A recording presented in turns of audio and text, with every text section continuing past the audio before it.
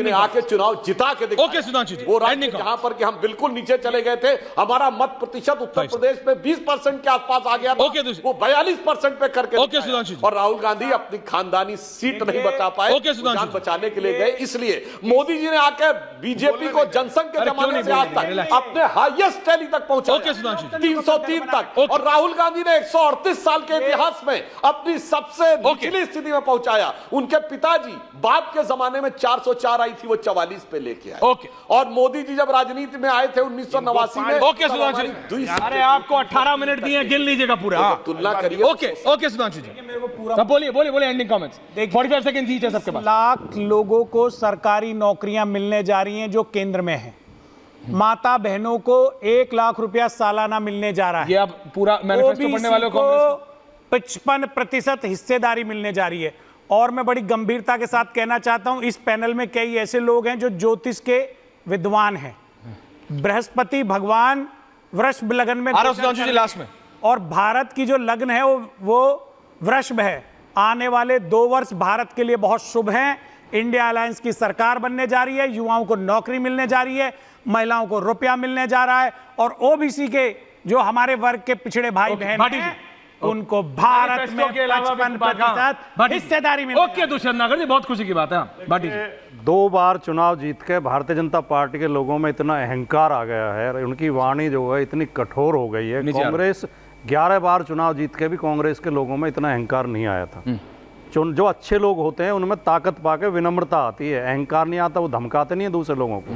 और सुधांशु त्रिवेदी जी को ये याद रखना चाहिए कि 4 जून को ये सारा अहंकार निकल जाएगा, आप जमीन पे आ जाओगे और आपको पछतावा होगा। क्योंकि ये जो इस गलतफहमी में बैठे हैं कि मोदी जी तो बायोलॉजिकल पैदा हुए ही नहीं है, उन्हें तो असेंबल किया गया है, वो तो एक मशीन है, आदमी है ही नहीं। मोदी जी खुद बोला। नहीं मेरी बात कहाँ बोली, 10 सेकंड केवल। इन्हें मैं केवल सुधांशु जी से इतना कहना चाहता हूँ कि हुंकारों से महलों की नींव उखड़ जाती, सांसों के बल से ताज हवा में उड़ता है। जनता की रोके राह समय में ताव कहाँ, वह जिधर चाहती काल उधर ही मुड़ता है।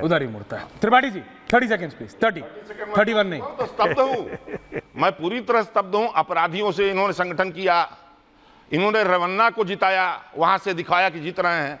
और इसके बाद अभी क्या बोले सुधांशु जी, आप गुजरात की जनता क्या आपके हिसाब से इतनी गई गुजरी है कि अगर नरेंद्र मोदी वहां लड़ते तो यहां चुनाव देश में न जीतते, वोट परसेंटेज न बढ़ता। वो भाग के आए हैं बनारस। ओके, क्या बोल रहे हैं आप? अच्छा, गुजरात को बोल के अहिया नरेंद्र मोदी आव्या छे, अहिया पीएम सीएम तो दिल्ली में होए।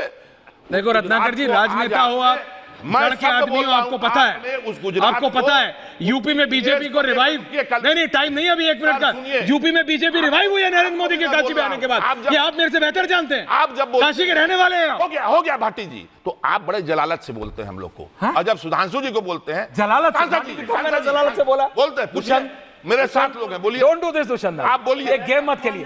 ये अभी 2 भाई ये कहते हैं भाटी जी इतना तो मैं पार्ले जी नहीं खाया जितना मैंने आपको जी बोला है। हद कर रहे हो बिल्कुल, नहीं हद कर दिया आपने। आ रहा हूं सुधांशु जी, आ रहा हूं। विनीत भाटी जी देख लो, भाटी जी ये तो काशी से वापस चले जाएंगे। ऐश्वर्या जी, गेम मत खेलिए। रत्नाकर जी आप सबसे वरिष्ठ है। रत्नाकर जी, विनीत जी रत्नाकर जी आप वरिष्ठ है। सुनिए, हिंदुस्तान का प्रधानमंत्री 2 तरीके का है। एक है जो हिंदुस्तान की जमीन को बढ़ाता है, ढूंढता कि जमीन कहां है, होने दीजिए, सैटेलाइट्स और स्पेशल्स की टेक्नोलॉजी को इस्तेमाल करते हुए। सुनिए, पूरी बात सुनिए। बोलिए 1300 आइलैंड को ढूंढकर उनके ऊपर कैसे हिंदुस्तान राज करे इसके बारे में सोचा जाता है। और 2 आइलैंड बताता हूं, एक इनके प्रधानमंत्री थे जिन्होंने कोको बांट दिया, उसके अंदर कोको नाम का जो आइलैंड था वो दे दिया बर्मा को। दूसरा जो आइलैंड था कटाचेव्यू, वो अपने श्रीलंका को बांट दिया। हिंदुस्तान की जमीन को कभी चाइना में, कभी बर्मा में, कभी श्रीलंका में बांटा है। और एक नरेंद्र मोदी जो जमीन ला रहा है, लड़के ला रहा है, मांग के ला रहा है, ढूंढ के ला रहा है। मोदी झूठ बोलता है। Sudhanshu Trivedi ending comments.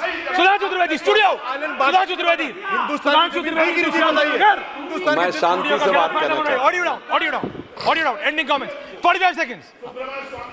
Tripathi ji please. देखिए, रत्नाकर जी को ऐसी बात नहीं बोलनी चाहिए और दुष्यंत जी को, जिससे वो उपहास के पात्र हो जाए। नरेंद्र मोदी जी 2014 में बड़ौदा से 5 लाख से जीते थे। 5 लाख से जीतने के बाद सीट छोड़ी, वो कह रहे भाग के आए थे। और दुष्यंत नागर जी, ओबीसी को हिस्सा देने के दावा करने वाले मेरे भाई, जरा बताइए 2014 में जब मनमोहन सिंह की सरकार गई तो कैबिनेट में कितना ओबीसी था?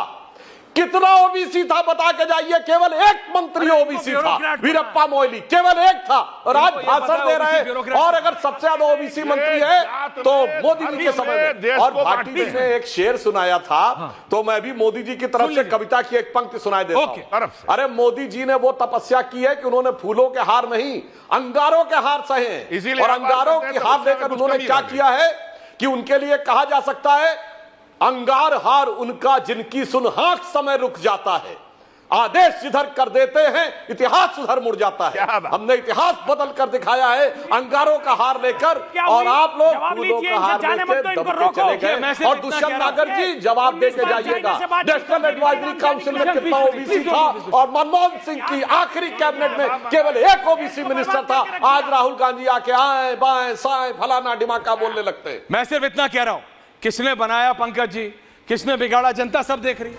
रत्नाकर जी ठीक है कि सुधांशु जी ठीक है, दुष्यंत नागर जी ठीक है कि विनीत जी ठीक है कि आप ठीक है या भाटी जी ठीक है, सब पता लग जाएगा। 4 तारीख, कितने दिन रह गए?